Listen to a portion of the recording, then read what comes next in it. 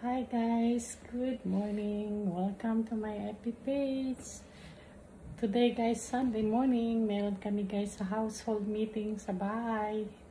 Yung grupo namin guys, yun sa couples. So, see you around guys.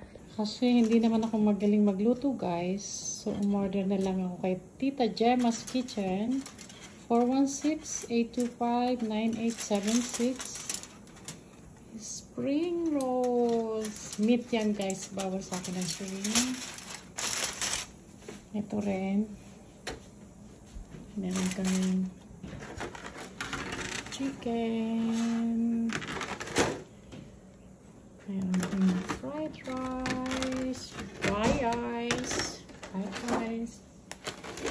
Ito naman guys, ginawa ko na ito salad.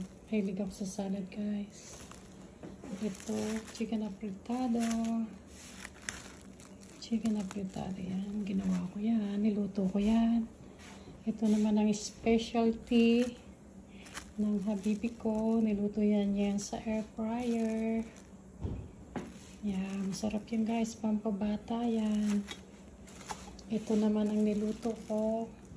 Garlic shrimp. Dinamihan ko na talagang garlic. Because I'm allergic to shrimp. Naluto ko ito with mask and gloves. Hindi ko yan naamoy guys. Ang asawa ko na lang ang tumikim yan. Bawal. Ito kong gwapo. Ayan, basketball player. Naglaro kahapon, talo. Napagod daw. Oh, single yan and ready to mingle.